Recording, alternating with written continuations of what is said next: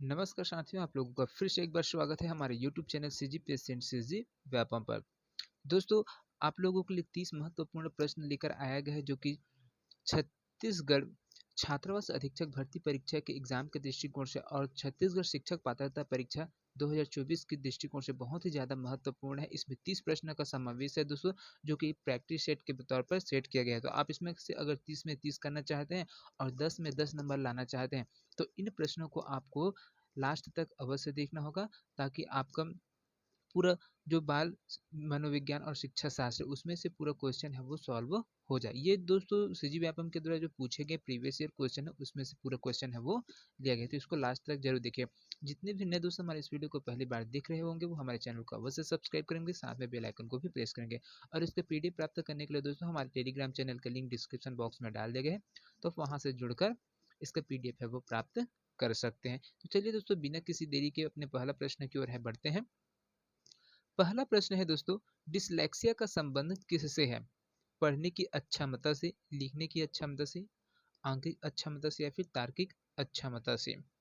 तो यहाँ पर दोस्तों इसका जो करेक्ट आंसर हो जाएगा, डिसलेक्सिया का संबंध किससे है दोस्तों, तो इसका जो करेक्ट आंसर है दोस्तों वो हो जाएगा आपको ऑप्शन सी है वो बिल्कुल सही हो जाएगा दोस्तों। आंकिक अक्षमता से है। जो डिसलेक्सिया होता है दोस्तों वो क्या होता है, जो छोटे बच्चे हैं वो गणितीय समस्याओं को समझने में कठिनाइयाँ महसूस करते हैं, तो उनके लिए मतलब अक्षरों को पहचान नहीं पाते हैं, गणितीय संकेतों को पहचान नहीं पाते हैं। तो इस प्रकार से जो डिसलेक्सिया एक ऐसी अधिगम अक्षमता है दोस्तों, जो क्या करते हैं, गणितीय समस्याओं को समझने में कठिनाइयाँ करते हैं। इस प्रकार से जो आंकिक अक्षमता है वो दिखाई देता है। जो डिसलेक्सिया का संबंध है वो आपको ऑप्शन सी से हो जाएगा। चलिए अगला प्रश्न की ओर है वो बढ़ते हैं। अगला प्रश्न है यहाँ पर, बच्चों को सीखने हेतु अभिप्रेरित करने के लिए शिक्षक को बढ़ावा देना चाहिए। ऑप्शन ए में दिया है प्रतिस्पर्धा, ऑप्शन बी में दिया है कक्षा में प्रथम आने वाले बच्चों को पुरस्कृत करके, ऑप्शन सी में दिया है सीखने हेतु उचित स्थिति और वातावरण का सृजन करना, ऑप्शन डी में दिया है कक्षा में प्रतिभाशाली बच्चों की प्रशंसा करके। तो किस प्रकार से दोस्तों एक कोई सीखने के हेतु क्या है, जो अभिप्रेरित करना है, उसको मोटिवेट करना है, तो शिक्षक उसके लिए क्या क्या कर सकता है? तो इसका जो राइट आंसर हो जाएगा दोस्तों वो हो जाएगा आपको ऑप्शन सी है वो बिल्कुल सही हो जाएगा। सीखने हेतु उचित स्थिति और वातावरण का हमें क्या करना पड़ेगा, सृजन करना पड़ेगा, जिस वजह से क्या है, जो बच्चे में क्या है, जो उनमें प्रेरणा है वो जागृत होगा और वो है उसको सीखने के लिए उसमें रुचि है वो दिखाएगा। तो इस प्रकार से जो आपका ऑप्शन सी है वो बिल्कुल सही है। चलिए अगला प्रश्न की ओर है वो बढ़ते हैं। अगला प्रश्न बहुत ही महत्वपूर्ण प्रश्न है दोस्तों। यहाँ पर देखिए, निम्न में से कौन सा या से अच्छे अनुशासन के लिए मुख्य तत्व है? तो अच्छे अनुशासन के लिए जो मुख्य तत्व है दोस्तों वो कौन कौन से हैं?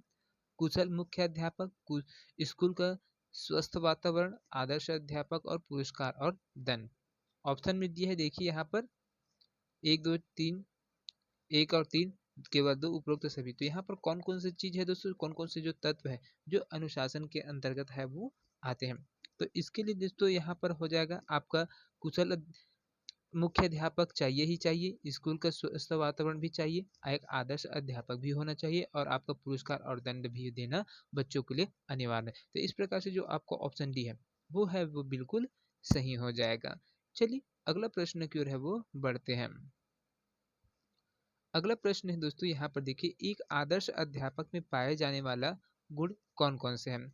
लोकतंत्रात्मक दृष्टिकोण, विषय वस्तु पर अधिकार, बाल मनोविज्ञान के ज्ञान और उपरोक्त सभी। तो यहाँ पर दोस्तों इसका जो करेक्ट आंसर हो जाएगा दोस्तों वो हो जाएगा आपका ऑप्शन डी है वो बिल्कुल सही हो जाएगा। कोई भी एक अध्यापक है, मतलब कोई शिक्षक है, उसमें जो कौन कौन सी क्वालिटी होना चाहिए, तो उसमें लोकतंत्रात्मक दृष्टिकोण होना ही चाहिए, विषय वस्तु पर अधिकार होना चाहिए, विषय वस्तु का ज्ञान उसके में के पास फुल पूरे तरीके से होना चाहिए, साथ में बाहरी सोर्सेस है उसके बारे में भी जानकारी होना चाहिए, जो बाल मनोविज्ञान का ज्ञान है वो उसके बारे में भी जानकारी रहना चाहिए।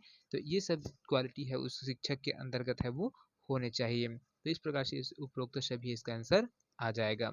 चलिए अगला प्रश्न की ओर है वो बढ़ते हैं।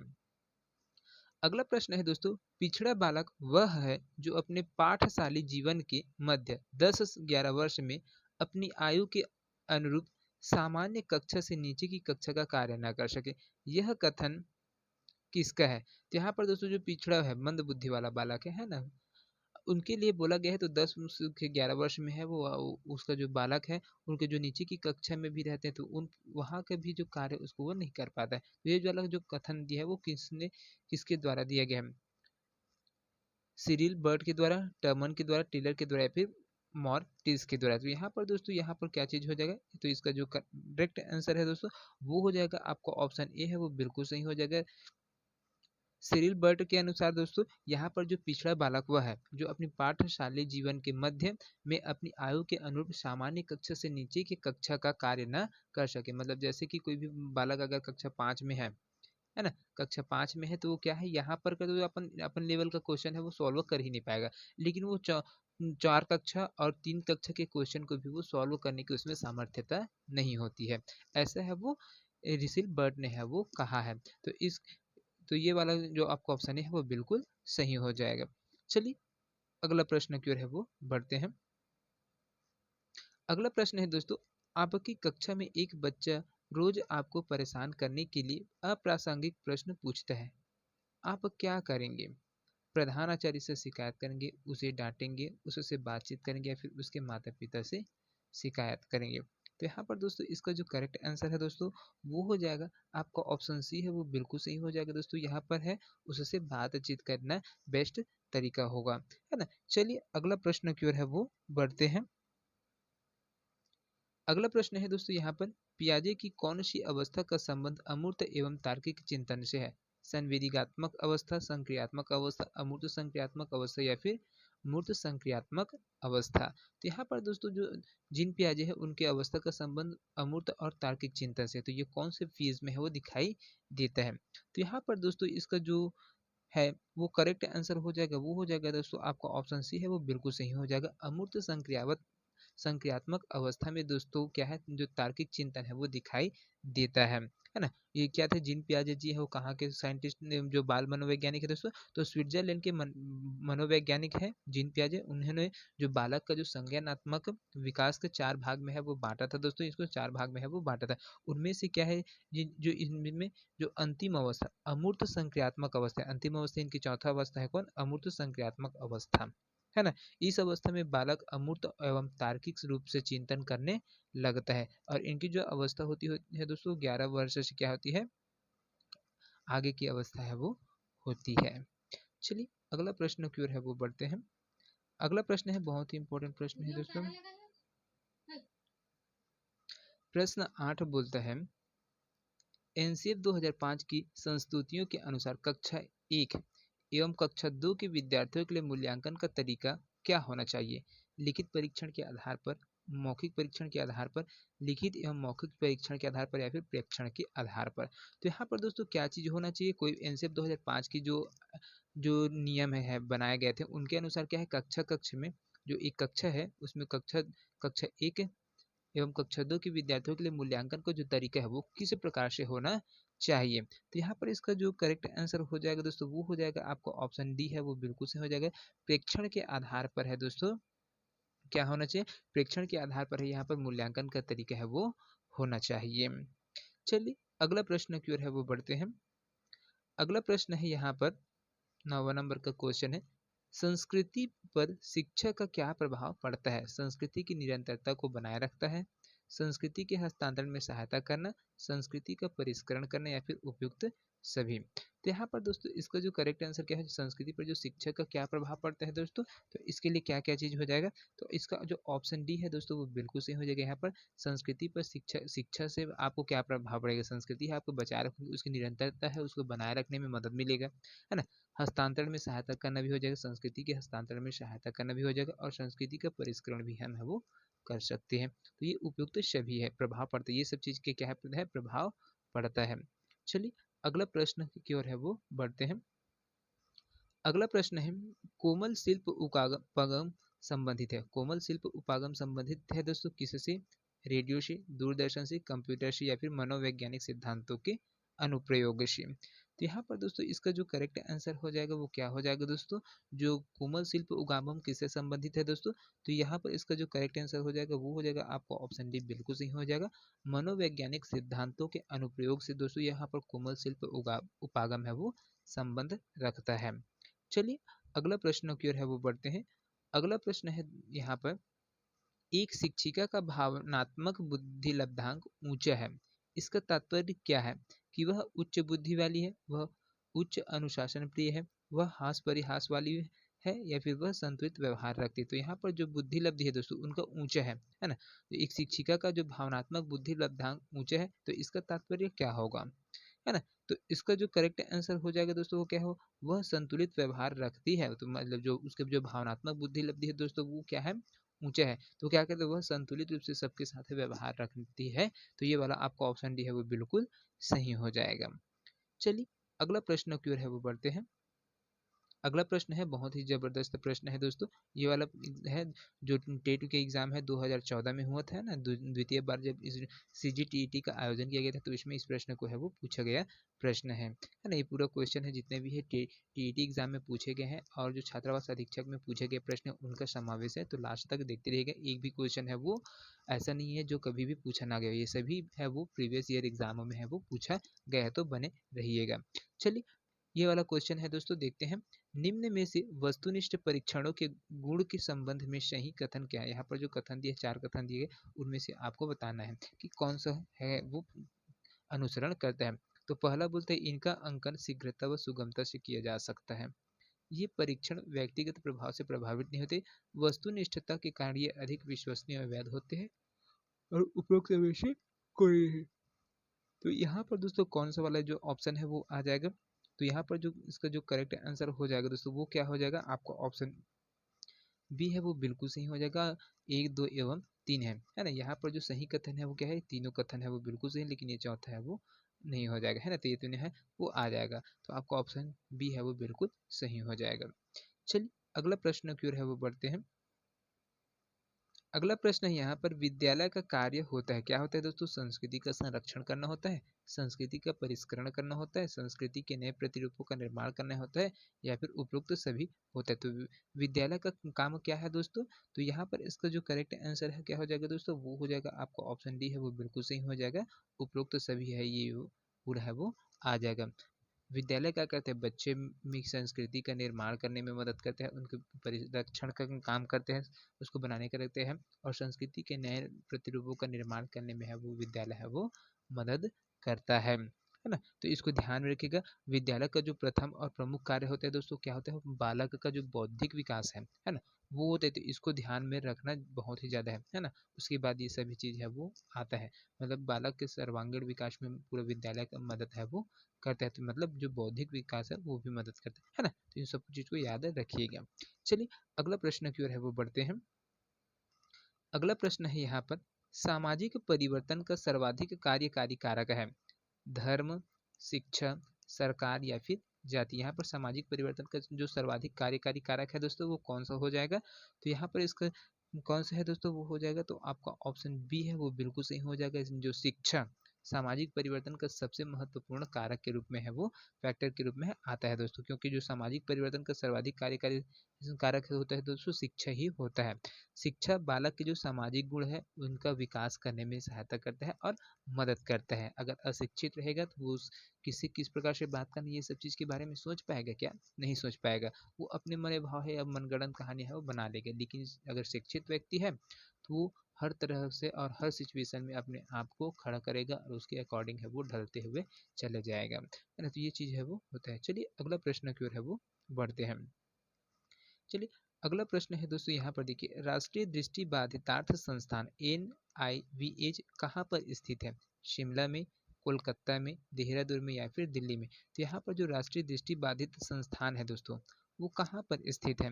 तो इसका जो करेक्ट आंसर है दोस्तों वो हो जाएगा आपको ऑप्शन सी है वो बिल्कुल सही हो जाएगा दोस्तों। देहरादून में है वो स्थित है। राष्ट्रीय दृष्टि बाधितार्थ संगठन, यह संस्थान दोस्तों विकलांग, इसका काम क्या है, जो राष्ट्रीय दृष्टि बाधित संस्थान है उनका काम क्या है? तो ये जो विकलांग व्यक्ति है ना, उनके अधिकारिता का विभाग है वो सामाजिक न्याय और अधिकारिता मंत्रालय है, ये सभी के अंतर में आता है। उनको अधिकार देने का है महत्व है वो रखता है ना। भारत सरकार के जो प्रशासनिक नियंत्रण का कार्य है वो इस चीज के अंदर है वो किया जाता है ना। ये जो आपका सामाजिक न्याय और अधिकारिता मंत्रालय भारत सरकार के अधीन है, ये संस्था है वो संचालित किया गया है, और इनका जो मुख्यालय है वो देहरादून में है वो रखा गया है। तो इसको ध्यान में रखिएगा, बहुत ही महत्वपूर्ण प्रश्न है।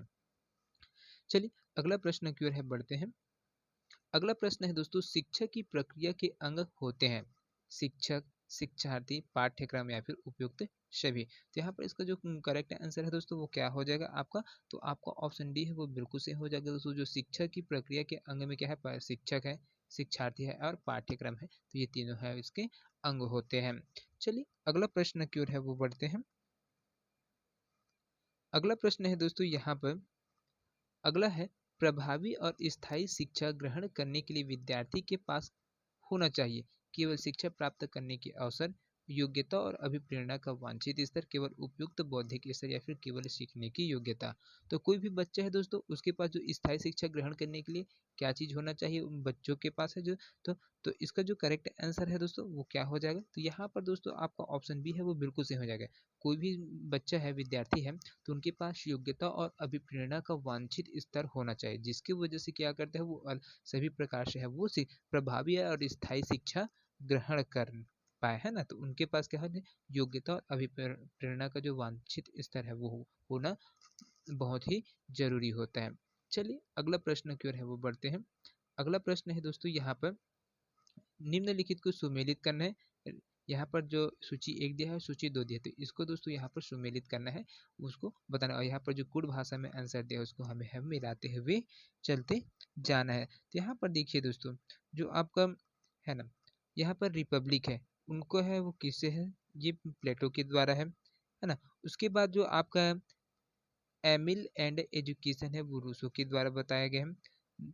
दी स्कूल एंड सोसाइटी है दी स्कूल एंड सोसाइटी है वो क्या है, जॉन डीवी के द्वारा बोला गया है ना। और संध्या विधि है वो दयानंद सरस्वती की है, इनके द्वारा है वो दिया गया है।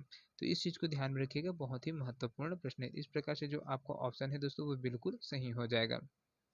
चलिए अगला प्रश्न की ओर है वो बढ़ते हैं।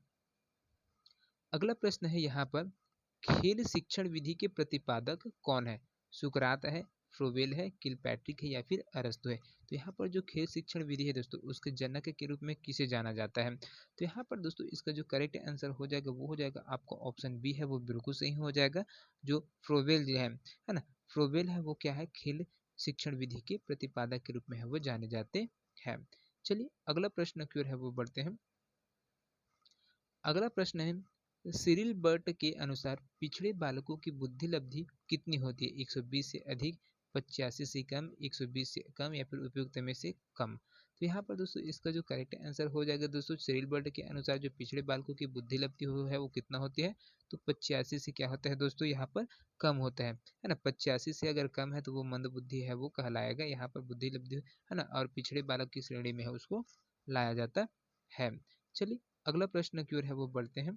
अगला प्रश्न है बहुत ही महत्वपूर्ण प्रश्न है दोस्तों, यहाँ पर देखिए, प्रायः लड़कियां गणित में कमजोर होती है ना। प्रायः क्या है, लड़कियां गणित में क्या होती है, कमजोर होती है।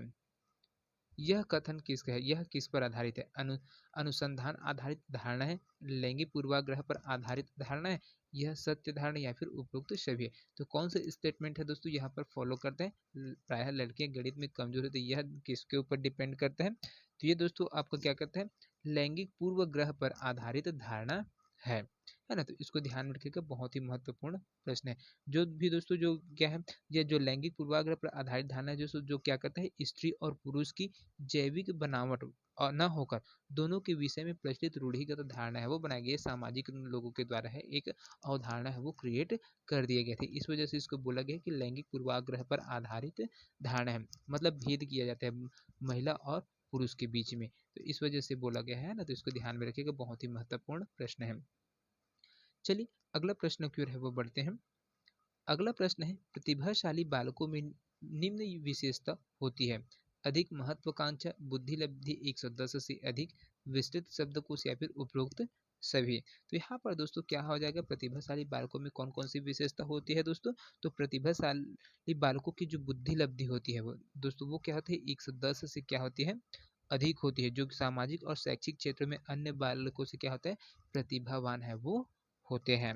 तो इस चीज को ध्यान में रखिएगा, बहुत ही महत्वपूर्ण प्रश्न है। तो यहाँ पर जो ऑप्शन में दिया गया दोस्तों उसके आधार पर बुद्धि लब्धि 110 से अधिक होती है वो प्रतिभाशाली बालकों की विशेषता के अंतर्गत है वो आ रहा है। अधिक महत्वाकांक्षी होते हैं, विस्तृत शब्दकोश होते हैं, ये सभी चीज आ जाएंगे, है ना। लेकिन यहाँ पर जो ऑप्शन दिया गया 22 का है ना, उनके आधार पर है जो क्या हो जाएगा, ये पूरी चीज़ है वो आ जाएंगे, ये सभी क्वालिटी है उनके अंदर है ना। तो अधिक महत्वाकांक्षी होंगे, बुद्धि लब्धि 110 से अधिक होगा, विस्तृत शब्दकोश होगा, और ये हो जाएगा आपको ऑप्शन डी है वो इसका जो करेक्ट आंसर है दोस्तों, वो हो जाएगा आपका ऑप्शन डी है वो बिल्कुल सही हो जाएगा। प्रतिभाशाली बालकों में ये सभी विशेषता है वो होती है। चलिए अगला प्रश्न की ओर है वो बढ़ते हैं। अगला प्रश्न है दोस्तों यहाँ पर देखिए, सृजनवाद में क्या होता है?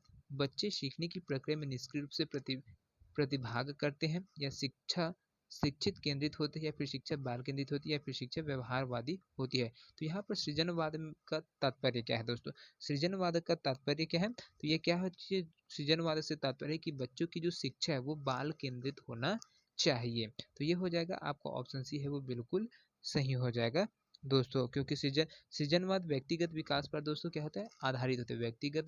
व्यक्तिगत विकास है उसके ऊपर है वो आधारित होता है, और इसके अंतर्गत जो शिक्षा का मुख्य उद्देश्य रखा गया है वो बालक का विकास करना होता है, और जो शिक्षण क्रम है उसको बाल केंद्रित करना, जो शिक्षा है उसको क्या करना है, बाल केंद्रित करना होता है। चलिए अगला प्रश्न की ओर है वो बढ़ते हैं।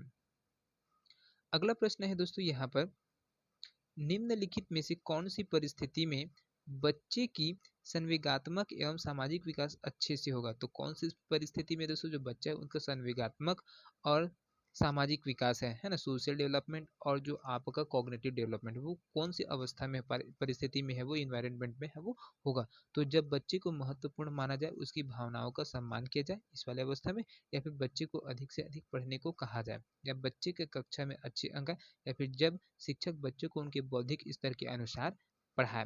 तो यहाँ पर दोस्तों क्या हो जाएगा, इसका जो करेक्ट आंसर है दोस्तों वो हो जाएगा आपका ऑप्शन ए है वो बिल्कुल सही हो जाएगा। जब बच्चे को महत्वपूर्ण माना जाए, उसकी भावनाओं का सम्मान किया जाए, तब उसमें बच्चे है उसमें क्या हो गया, संवेगात्मक और सामाजिक विकास है जो हो वो क्या हो गया, अच्छे से है वो हो पाएगा, है ना। तो इसको ध्यान में रखिएगा, बहुत ही महत्वपूर्ण प्रश्न है। चलिए अगला प्रश्न की ओर है वो बढ़ते हैं। अगला प्रश्न है, बच्चों में अच्छे चरित्र के निर्माण के लिए क्या क्या चीज क्या होना जरूरी है? पाठ्य पुस्तकों में चरित्र निर्माण संबंधी पाठ होने चाहिए, चरित्र निर्माण के लिए व्याख्यान दिए जाने चाहिए, कक्षा कक्ष गतिविधि इस प्रकार से हो कि बच्चों को चरित्र निर्माण में सहायता मिल सके, और महापुरुषों की जीवनी बच्चों को पढ़ानी जानी चाहिए। तो यहाँ पर दोस्तों जो स्टेटमेंट है, ये चारों स्टेटमेंट है वो दिए गए, तो कौन से कथन है वो सत्य है उसको है वो बताते हुए आपको चलते जाना है ना। तो इसमें है वो आपको बताइए कौन सा वाला है जो ऑप्शन है दोस्तों स्टेटमेंट है वो बिल्कुल सही हो जाए। बच्चों के अच्छे चरित्र के निर्माण के लिए कौन सी स्टेटमेंट आवश्यक हो, यहाँ पर जो आपका ऑप्शन सी है दोस्तों वो बिल्कुल हो जाएगा, सही हो जाएगा। कक्षा कक्ष गतिविधि इस प्रकार से हो कि बच्चों को चरित्र निर्माण में क्या है, सहायता मिल सके। चलिए अगला प्रश्न की ओर है वो बढ़ते हैं। अगला प्रश्न है दोस्तों यहाँ पर, भारत के शैक्षिक इतिहास में किसने प्राथमिक शिक्षा का मौलिक अधिकार संबंधी बिल धारा सभा इंपीरियल काउंसिल में प्रस्तुत किया था? तो कौन से व्यक्ति है दोस्तों जिन्होंने क्या किया था, यहाँ पर जो शैक्षिक इतिहास में प्राथमिक शिक्षा का मौलिक अधिकार के लिए यहाँ पर जो बिल है वो जो इंपीरियल काउंसिल है वहां पर प्रस्तुत किया था? कपिल सिब्बल के द्वारा, जवाहरलाल नेहरू के द्वारा, गोपाल कृष्ण गोखले के द्वारा, या फिर अब्दुल कलाम आजाद के द्वारा? तो किनके द्वारा है दोस्तों यहाँ पर जो बिल है वो पेश किया गया था इंपीरियल काउंसिल में? तो इसका जो करेक्ट आंसर है दोस्तों वो हो जाएगा आपका ऑप्शन सी है वो बिल्कुल सही हो जाएगा, गोपाल कृष्ण गोखले जी हैं, है ना। गोपाल कृष्ण गोखले ने क्या है 1910 में, कब दोस्तों 1910 में प्राथमिक शिक्षा के जो मौलिक अधिकार से संबंधित बिल है दोस्तों वो इंपीरियल काउंसिल में है वो प्रस्तुत किया था। तो इसको ध्यान में रखिएगा, 1910 में है करके पूछ भी देगा, तो इस क्वेश्चन को ध्यान में रखिएगा, बहुत ही महत्वपूर्ण प्रश्न है। चलिए अगला प्रश्न की ओर है वो बढ़ते हैं। अगला प्रश्न है दोस्तों यहाँ पर, मूल्यांकन से अभिप्राय है छात्रों की आवश्यकता का पता लगाना, छात्रों की बुद्धि का पता लगाना, छात्रों के अधिगम की सफलता व असफलता का अध्ययन करना, या फिर स्वास्थ्य परीक्षण है? तो यहाँ पर इसका जो करेक्ट आंसर है दोस्तों वो क्या हो जाएगा, तो मूल्यांकन से अभिप्राय क्या चीज है? तो इसका जो राइट आंसर हो जाएगा दोस्तों वो हो जाएगा, क्या हो जाएगा आपका ऑप्शन सी है वो बिल्कुल सही हो जाएगा, छात्रों के अधिगम की सफलता व असफलता का अध्ययन करना मूल्यांकन है ना। चलिए अगला प्रश्न की ओर है वो बढ़ते हैं। अगला प्रश्न है दोस्तों यहाँ पर, बेसिक शिक्षा हेतु महात्मा गांधी ने किस पाठ्यक्रम पर बल दिया है? नृत्य कला केंद्रित, हस्तकला केंद्रित, पुस्तकला केंद्रित या फिर संगीत कला केंद्रित पर। यहाँ पर कौन से पाठ्यक्रम पर बल दिया है दोस्तों, बेसिक शिक्षा प्राप्त करना है तो आपको महात्मा गांधी के अनुसार। तो इसका जो करेक्ट आंसर है दोस्तों वो हो जाएगा आपका ऑप्शन बी है, वो बिल्कुल सही हो जाएगा। यहाँ पर महात्मा गांधी के द्वारा है जो पाठ्यक्रम है तैयार किया गया है ना, उसमें हस्तकला केंद्रित शिक्षा पर है वो महात्मा गांधी के द्वारा है वो बल दिया गया है। चलिए अगला प्रश्न की ओर है वो बढ़ते हैं। अगला प्रश्न है 29वां नंबर का प्रश्न है, बहुत ही महत्वपूर्ण प्रश्न है दोस्तों। छात्रों को ठीक, शाबाश, बहुत अच्छा कहना क्या कहलाएगा? शाब्दिक पुनर्बलन, अशाब्दिक पुनर्बलन, सकारात्मक शाब्दिक पुनर्बलन या फिर नकारात्मक शाब्दिक पुनर्बलन कहलाएगा। तो यहाँ पर इसका जो करेक्ट आंसर है दोस्तों वो क्या हो जाएगा, तो आपका ऑप्शन सी है वो बिल्कुल सही हो जाएगा। यहाँ पर सकारात्मक शाब्दिक पुनर्बलन है वो कहलाएगा। क्योंकि जो पुनर्बलन से तात्पर्य क्या होता है, तो पुनर्बलन है क्या, तो पुनर्बलन से तात्पर्य है दोस्तों उस उद्दीपन से होता है जो क्या करता है, अनुक्रिया की जो भविष्यगत संभावना है उनको बढ़ाते हैं। जो पुनर्बलन छात्रों को ठीक, शाबाश और बहुत अच्छा कहना सकारात्मक शाब्दिक पुनर्बलन के ही क्या होता है दोस्तों, ये सब उदाहरण है ना। तो इसको ध्यान रखिएगा, बहुत ही महत्वपूर्ण प्रश्न। चलिए अगला प्रश्न की ओर बढ़ते हैं। आज के सेशन का अंतिम प्रश्न 30वां नंबर का प्रश्न है, निम्न में से कौन श्रव्य दृश्य सामग्री का उद्देश्य है? श्रव्य और दृश्य सामग्री का उद्देश्य है दोस्तों उसको है देखने, चार्ट ऑप्शन दिए गए उसमें से आपको कौन कौन सा सही है उसको आपको बता देना है। शिक्षण को प्रभावशाली बनाना है, छात्रों में सृजनात्मकता उत्पन्न करना है, छात्रों को क्रियाशील बनाना है और विषय वस्तु से अरुचि उत्पन्न करना है। तो यहाँ पर तो कौन कौन सी स्टेटमेंट है दोस्तों वो बिल्कुल सही हो जाएगा। तो इनका जो करेक्ट आंसर है दोस्तों वो हो जाएगा आपका, देखिए डेंट के अनुसार है ना, यहाँ पर जो डेंट है उनके अनुसार क्या हो जाए, शिक्षण को प्रभावशाली बनाना होगा। इनका प्रमुख उद्देश्य क्या है, तो यहाँ पर शिक्षण को क्या है, प्रभावशाली बनाना है। श्रव्य दृश्य सामग्री का उद्देश्य क्या है, शिक्षा को प्रभावी बनाना, इनका प्रथम उद्देश्य। दूसरा है दोस्तों बालकों में तथ्यात्मक सूचनाओं को रोचक ढंग से क्या करता है वो प्रदान करना है। तीसरा है तीव्र और मंद बुद्धि के बाद जो बालक है उनको योग्यता अनुसार क्या है शिक्षा देना है, बालकों की निरीक्षण शक्ति का विकास करना है, तो छात्रों को क्रियाशील भी बनाए, सृजनात्मकता उत्पन्न करना है ना। लेकिन जो आपका ऑप्शन डी है ये चौथा नंबर का है, वो विषय वस्तु से अरुचि उत्पन्न करना है, तो ये है वो दोस्तों गलत हो जाएगा। और बाकी पहला, दूसरा और तीसरा स्टेटमेंट है वो बिल्कुल सही है ना। तो इस प्रकार से यहाँ पर दोस्तों आपका जो है तीनों स्टेटमेंट है वो बिल्कुल सही है। तो ये दोस्तों 30 प्रश्न आप लोगों को कैसा लगे कमेंट करके अवश्य बताएंगे। वीडियो पसंद आया होगा तो ज़्यादा से ज़्यादा लोगों तक है दोस्तों शेयर करिएगा। तो मिलते हैं अगले वीडियो में, तब तक के लिए जय हिंद, जय Chhattisgarh. Thank you so much दोस्तों।